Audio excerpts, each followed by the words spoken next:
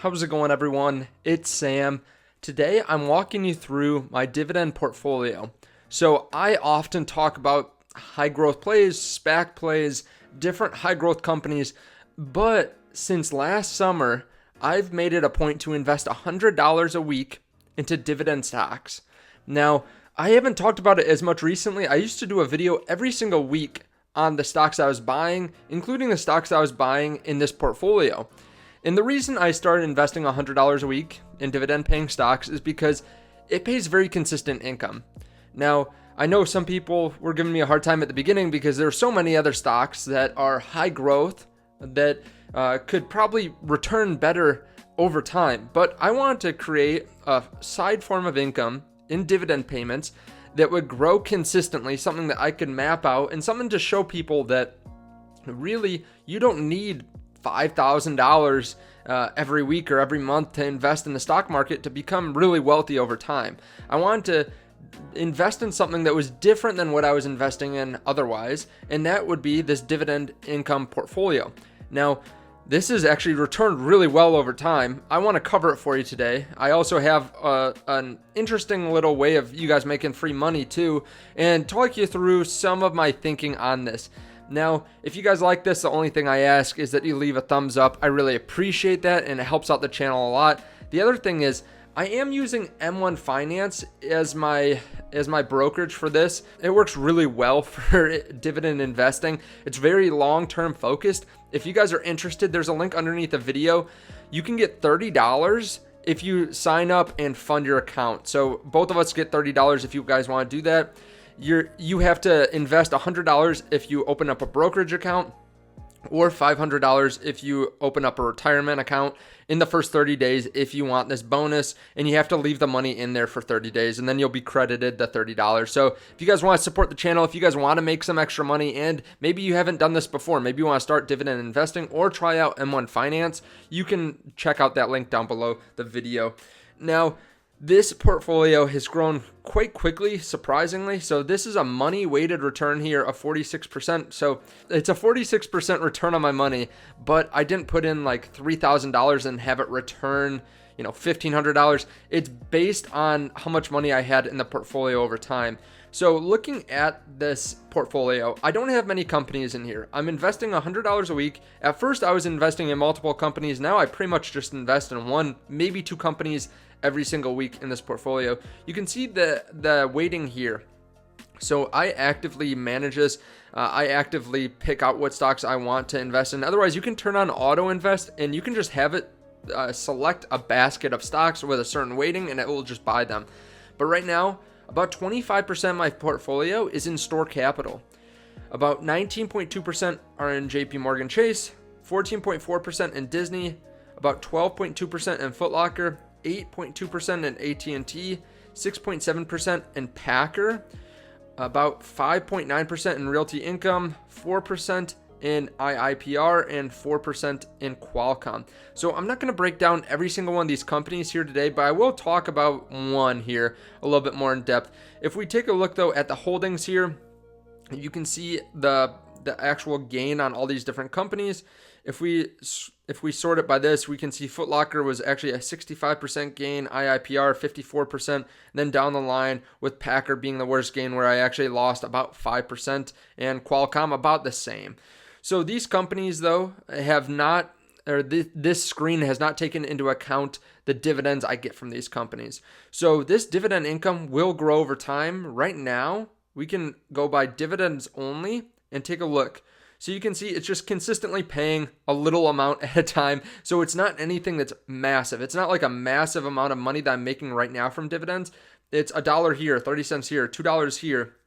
We can see some larger payments like $4 from AT&T, $6 from store capital. And this will continue to grow over time. What's happening is there's a compounding effect, a snowball effect, where I'm getting larger and larger payments. I reinvest, then they become larger and larger payments. I reinvest, and it just continues down the line. These companies should increase their dividends over time. So Store Capital, one of the companies I hold, the largest holding I have here, you can take a look at how they've increased their payments over time, their dividends over time. Just 5 years ago, they were paying about 25 cents per share per quarter. Now they've risen it to about 36 cents.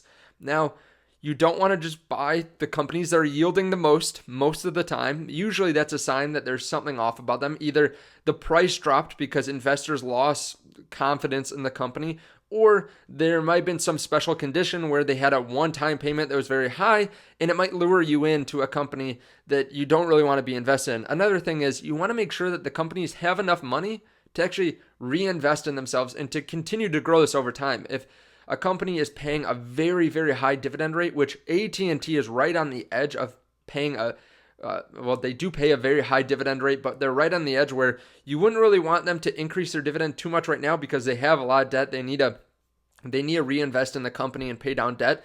But they're right in the edge where they are paying a very high dividend rate. If you see a company that's around 14, 15% dividend, even like above 10%, it's usually a red flag, just in my opinion. But of course, you want companies that are going to increase their dividends over time. Another company that I find that's kind of interesting in this group is Packer. So the interesting thing about Packer is it's a semi-truck company that actually ARK Invest has invested in. They own about over $250 million of this company. And it's interesting because it is a dividend payer, but it's a company that's growing, and ARK Invest, who's a very innovative company, has invested a large amount of money in. So that's something to take into account, that there can be higher growth plays. Another one in here is Disney. So they had cut their dividend last year, but with their streaming service, they might have massive free cash flow years down the line.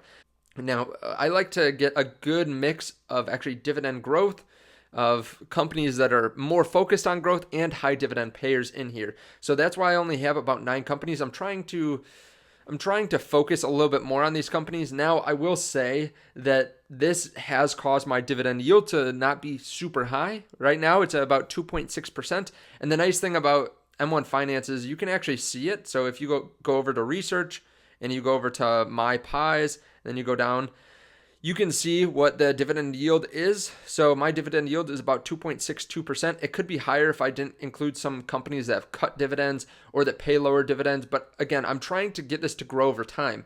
Now, there will be just this snowball effect. Now, you might be asking, well, how significant will this be? Well, right now I'm 25 years old. If I can invest $100 every week, which is what I'm doing now, at a rate of return of about 8%. So most people think that rates of return are going to be between 8 and 10% over the long run for a basket of stocks or indexes. So I'm saying that I'm not going to beat the index. I'm just going to get an 8% rate of return. That's including the dividends. That would be a 8% rate of return for 35 years with an initial amount of $4,800, which is what I have in there now. It should grow to about $1 million. Now, how significant would that be if they paid me, 3-4% dividends on that? Some of these companies, I think, will grow dividends quite quickly. Let's say they pay 3.6% dividends, a dividend yield into the future. How significant would $3,000 a month in dividends be? And this is just one of my portfolios. I have other portfolios that are growth oriented where I will be able to either take the initial amount of money out or take out some capital appreciation, I should say, or they might actually pay dividends themselves in the future. But this is just the portfolio that's focused on dividends now, and hopefully it will grow to about $1 million by the time I'm 60 years old. Now, I think that this is a good thing to have in the mix with some other investments too. I don't like to be fully focused on growth or fully focused on dividend plays either. I think a good mix of both is important, but you can definitely do your research on this, figure out what you like the most. But I really like this. Let me know what you guys think about this down below. I want to give you an update because it has been a while since I updated on this portfolio. It's actually doing really well, especially with kind of the rotation, I think, into some dividend plays more recently. We've seen companies like JP Morgan Chase that have gone up dramatically. Like I started buying this at $100 a share. My average price is $111. Now it's in at $153 just a couple months later. This has also decreased the dividend yield because it was much less expensive. It was like at a 9 price to earnings ratio a little while ago when I started buying this. But that's a good problem to have, I guess, that the companies we're investing in are going up over time. Again, thank you guys for checking out the link down below to get that free $30 if you want to try out M1 Finance. And I will see you guys in the next video. Bye.